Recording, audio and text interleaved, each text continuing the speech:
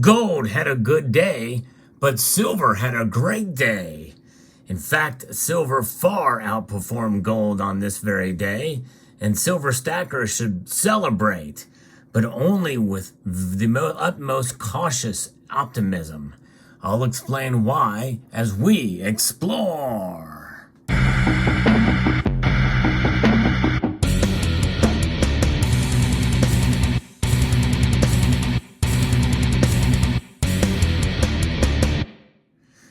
Gold climbed up over 1% today, but silver is the metal to watch, up about 3.6% today. It is soaring. It's pretty amazing to see how quickly silver has turned around. It's days like this that we think that there's some hope for silver to recapture its crown with regards to the gold to silver ratio that we saw in what we refer to as normal times. We really haven't had normal times for quite some time in terms of the gold to silver ratio. In fact, I'm pretty much resigned to the fact that we're not going to see 60-to-1 gold to silver ratio for quite a while. Today's move does not convince me that we're going to be there anytime soon either. Where is the gold to silver ratio? It is now just above 80. Yeah, we can celebrate the narrowing of it from about 84 now and down to 80. Still got a long ways to go to recapture that new normal. What is the normal now for a gold to silver ratio? I don't think there is any at this point, it seems like. But I've pretty much speculated that we're going to see lower silver prices through the summer. So today's move somewhat kind of baffles me, but only a little bit. You know, there's some economic data that came down that is putting pressure on the U.S. dollar. The dollar index is down fairly dramatically here, 0.69%, down to 103.32.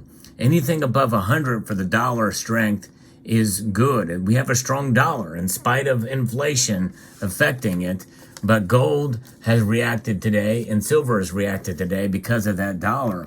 Why is that? Well, I'm going to be referencing an article here from CNBC that talks a little bit about the metals prices today, as gold has climbed up over 1% today after data showed U.S. weekly jobless claims surged last week, cementing expectations that the Federal Reserve will pause its interest rate hiking cycle. Spot gold rose 1.3% to $1,965 per ounce. U.S. gold futures gained 1.1% to $1,980. So the futures are up higher than the actual spot price now.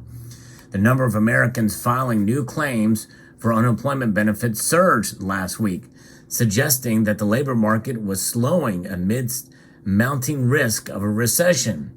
These data show a further weakness in the U.S. economy, which is good news for gold and, by extension, silver, which will allow the Fed to be on hold. In other words, pause. That's right. The Federal Reserve now is looking like it may pause. If we get further softness in inflation, if the Fed holds and they really don't signal a strong likelihood of a hike for the next meeting, then there is a good case for gold to edge higher. So following the jobs data, the dollar slipped to near 1 week low against its rivals, making gold less expensive for other currency holders, while the benchmark U.S. 10-year Treasury yields tumbled. Money market participants now see nearly a 74% chance that the U.S. Central Bank will skip raising interest rates at its policy meeting next week, up from nearly 66% earlier, according to the CME's Fed Watch tool, which is a great indicator, although it's been flailing back and forth, oscillating from one direction to the other, from one direction to the other, and that is the situation we find ourselves in, and likely this is a situation where we might find a pause, at least for this month. But next time they meet, they very well could raise them again. We'll see what happens. Lower U.S. interest rates put pressure on the dollar and bond yields, increasing the appeal of non-yielding bullion. The U.S. consumer inflation report for May, which is due on June 30th, could provide more clarity about the health of the world's largest economy. there's a lot of uncertainty, and you could see it in gold prices. If yields really start to back off here, then gold could move much higher, according to Daniel Pavlonis, senior market strategist at RJO Futures. So there you go. So if we see uncertainty, yields start to back off, and then we could see higher gold. And another place we could see higher gold is if inflation starts to come down. Yeah, inflation comes down. In other words, disinflation continues. Let's say that, on June 13th, we see that disinflation or inflation moves down to 4.5% or below, or maybe even below 4%. That's going to be all the more reason for them to pause. And that could send gold going lower, which means that the meeting after, we might see a continued pause for 2 straight sessions in a row. That's going to put a little pressure on gold and silver, and you may see them rise up during that time. However, if inflation is still hot, then that will put pressure on the Fed to lower rates or to raise rates again. That's going to put pressure on the dollar, and the dollar strength will probably increase, and then we will see likely lower gold and silver prices. And so that is the situation as it stands now with gold and silver prices. And silver jumping up is just an exaggeration, kind of what's happening with the markets. Silver is definitely trading as a precious metal, and it's about time. Mostly it trades as a commodity, and that is fascinating to see, because we know that it's trading as a precious metal right now because copper prices are actually down slightly today. So there is that. Now, Kitco also has a piece about this, and they're starting to zero in on next week's FOMC meeting at the Federal Reserve. The majority of the marketplace thinks that the Fed will pause in its interest rate tightening cycle. But now many market watchers think the U.S. Central Bank will follow the Bank of Canada's recent moves. The Bank of Canada this week raised interest rates a 1/4 point after a 4-month pause. The Bank of Canada moves brings home the reality that a pause didn't need to be a pivot. It also is a way to slow down increases while fresh data come in, according to a Wall Street story. Now, remember, all these numbers that come through are kind of conflicting some of the previous numbers. When they all get revised one way or the other, typically down. But what makes moves the initial, what makes news is the original publishing of the data. As usually when they are revised back down, they typically do not make as much news.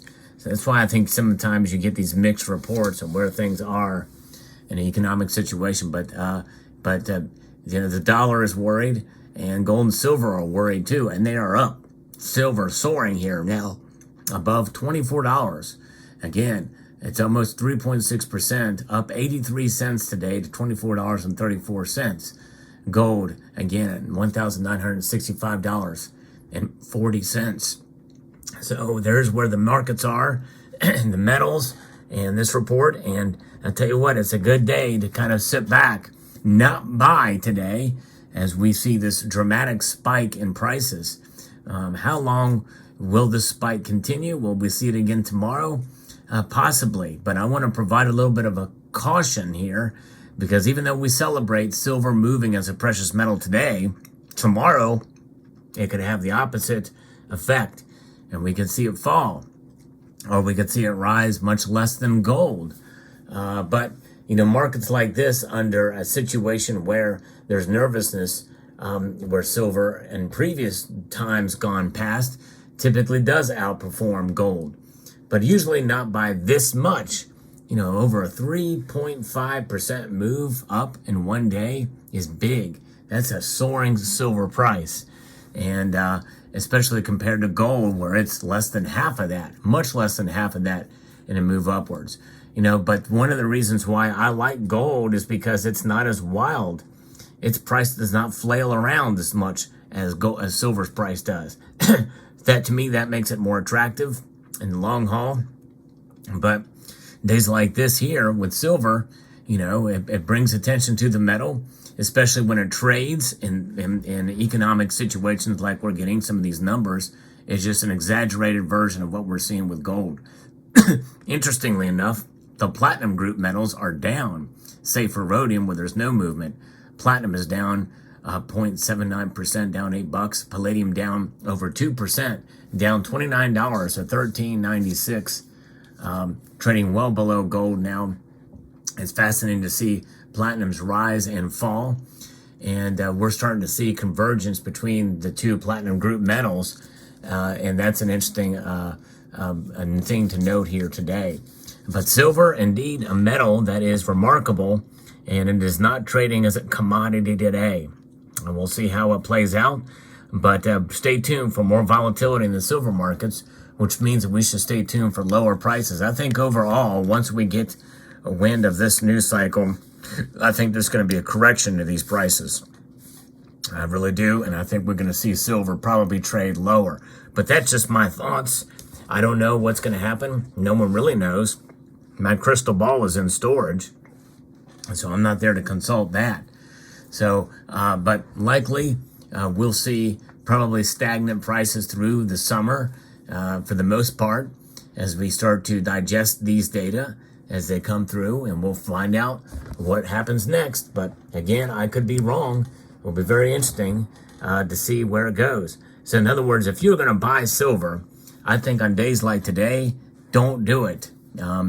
Of course, I could be wrong, and we may see 7 or 8 days of 3+% moves in the upward direction, but I highly doubt that's going to happen.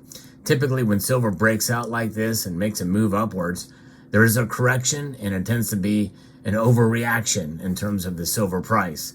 So, but let me know what your thoughts are. One thing we can say for sure about silver's move up today, we can't blame it on price suppression, can we? That's a big move in one day. But hey, what do I know? Maybe it's manipulation to the upside. Very well could be.